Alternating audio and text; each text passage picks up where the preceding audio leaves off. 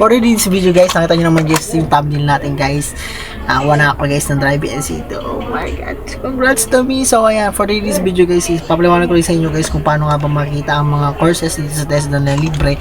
Na dati ay may bayad, ay ngayon ay libre na, may toolkit ka pa. So ayan, depende ito sa mga school na pupuntahan nyo, sa mga TESDA or TWS kayo or step program kayo guys. Mga course na kunin nyo guys, kung gusto nyo kumuha ng driving schools, ay driving NC2, yung mga ganyan, tapos driving NC3. So ayan, dito ko guys ma-recommenda guys sa site nito. So ayan, paano nga ba maging scholar ni TESDA at paano ko mo nga ba malalaman ang mga pre-courses kung kukuha ka ng welder, tower crane, mga ganyan.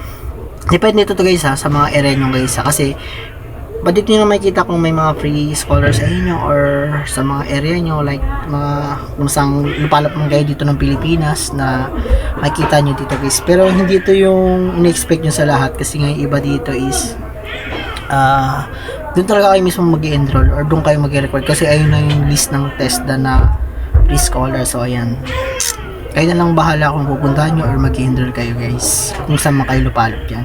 So ayan, for this video guys, ano nga ba ang step by step kung paano makakita yung mga course sa TESDA. So ayan, ang unang step na kailangan nyo guys, mag-login kayo dito guys, BSRS. So ayan, BSRS yan guys ha. Tapos ito yung sunod, pa naka-create na kayo, ito yung sunod, then hanapin nyo to, i-click nyo to, tapos i-click nyo yung enroll, tapos dito yan, makikita nyo yung searching yan.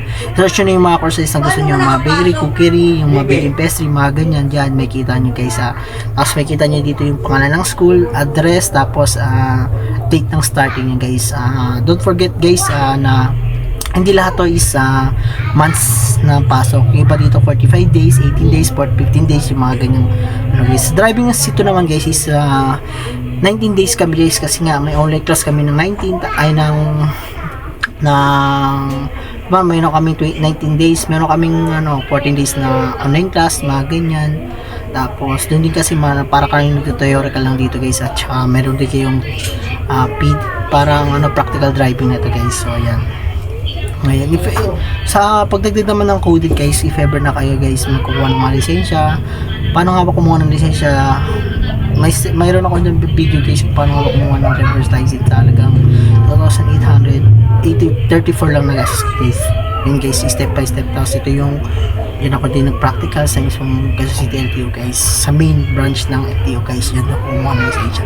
So ayan, sa driving NC2 guys, congrats to me kasi ito yung pinaka-hassle na kinuha kong course kasi medyo hassle siya kasi self-study din siya guys at hindi naman kasi lahat swerte ng iba na mayroon sa lang nakakapag-drive sila ng mga ganyan, tapos ito tulong sa kanila mga ganyang bagay siyempre. Pero kung mapera naman kayo guys, kung may mga kilala naman kayo, tulong kayo. Pero sa akin kasi it's really hurt kasi iba talaga. Totoo lang, kung wala naman tayong problema kung may mga bugpisa yan kasi iba doon may pera talaga. Pero ikaw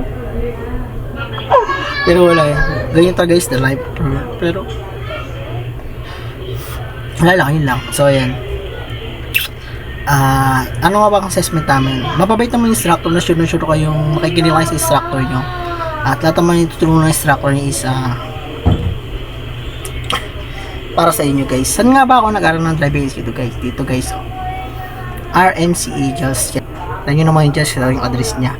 Dito lang siya, kung kalokang kayo guys, nandiyan dyan sa RMC lang siya guys, yan sa party. Yan, sa party lang siya guys, banda, dire-diretso lang sa Almar. So ayan, makikita nyo naman yan guys kapag sinearch nyo lang At saka kung gusto nyo naman i-search yan guys, maganda lang kayo mag-inquire kasi mabait naman si Sir Jeff tsaka si Ma'am Chel dyan sa RMC. Yan ay yung mga step ng mga encounter nyo guys. Ito na nga, dito na tayo sa process ng kung paano makakuha ng driving, ano na may assessment. So ayan, hindi lahat ng assessor ganito pero sa amin di ko alam. Pero hindi mo lahat ng assessor is mahigpit. Hindi lahat pero may mga mechanics ang assessor yung kapakalay assessor nyo, tapos mga mechanics ng assessment nyo, yung mga kung paano maproseso, mga ganyan. Sa amin guys, ang unang proseso namin is exam 1 to 50 guys. Ano siya? English test siya guys. May mga English test naman na yan na reviewer sa YouTube, doon na kayo kasi hindi lahat matututunan mo sa driving, may self-study yan guys. O yan. Tapos sa driving naman, tapos may passing score yan sa exam na 1 to 50. So ayan. Ang passing score namin is 35. Buti na lang ako 38 ako. Tapos yung mga bumagsak, meron kayong saging chance na mag-review sa bilang room. So ayan, i-review kayo. Bibigyan kayo ng ano, tapos mag-retake kayo ng exam. Yung mga ganun.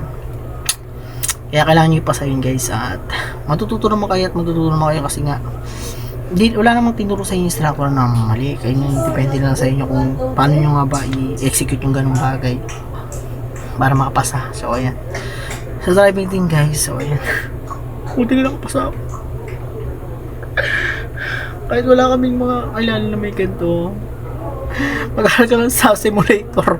Ayan, mag-drive ka ng ano, para aralin nyo yung ano, parallel parking, tapos angle parking, tapos yung isa, pwede ano yun? Parang ano, basta magandang parking lang, alamin nyo lahat yun. Mag-ano kayo, download yung simulator. So ayan, so ayan, mag-exhibition kayo. Parang ganito guys, yung video ko. Pero panoorin nyo lang sa page guys, yung exhibition niya. I-figure lang naman yun, tapos mag-reverse kayo. So ayan, kailangan nyo rin galingan kasi di mo na kasi sa isa sasakyan guys if ever na ano, kasi may mga proseso yan guys. Pag namatay kayo ng dalawa, magbabayad na kayo ng ano. Sa exam din guys, pag na dalawa bugsak kayo, hindi ko rin kasi alam, may mga ibang kasama ko pag pero po bumagsak kayo ng exam yun guys, ng ano, na-retake kayo ng exam, yun, pwede kayo mabayad ng ulit ng assessor kasi nga bagsak kayo sa assessment. So ayun, pero galingan nyo naman syempre. Ay, ito na sa driving. Bago kayo mag-drive guys, take down notes guys. Lagi ko sa inyong ano, i-check nyo muna yung motor vehicle nyo. Iba ang motor vehicle sa motorcycle guys. Kung may alam kayo sa motorcycle, isang tabi nyo yan. Doon kayo mag-focus sa motor vehicle. So ayan, ang mga chinecheck namin doon kapag bago kami pumasok sa sakyan kasi safety nyo rin to So ayan, ikutin nyo muna yung mga steer, yung mga gulok nyo. Tapos yung mga liquid nyo, yung mga gas nyo, yung coolant nyo, mga ganyan. Tapos yung sa dashboard nyo, sa sakyan nyo, wala pang engine checking, mga ganyan. Yung mga brake fluids, yung mga ganyan, check nyo bago kayo sumakay. Tapos take down notes guys, isa lang kayo sa sakyan na isa lang kayo nun, mag-i-figure kayo guys. At don't panic, don't pressure kasi dapat handa kayo kapag mag-i-take yung assessment. Handa kayo. Tapos sa oral naman guys, wala naman ano sa oral mga basic lang yun guys, yung sa mga bawal pumarking, yung mga ganyan. Saan ba bawal pumarking? Syempre sa mga no parking sign. Alam mo nang no parking sign, syempre di no parking, di ba? Tapos sa hospital, diba? Tapos ano mga pinaka priority na mga sasakyan, katulad ng fire truck, ambulansya, mga ganyan, police car, kung meron silang operation, mga ganyan. Ayan. Congrats to me, meron akong driving seat at guys, sana may natutunan kayo sa video na to. At i-share nyo rin guys yung BSRS guys, kung paano nga ba ma-search yun sa mga kilala nyo kung mga kasi tayo ito yung mga gatong opportunity na base atin ng government. So ayun, pagdiyan na lang natin. At nasayang kasi yung programa kapag walang mga nag-endorse na estudyante yan. At ano pa at don't forget to subscribe to my channel and follow my page, and sa page ko naman is PH Shawa. Ayan, tapos sa YouTube ko naman is Grade Tumulak, and then sa TikTok ko naman is Crush Nalvin. So ayan, kinakain ako ng palitik sa TikTok kaya mamay. So ayan, thank you sa lahat, and don't forget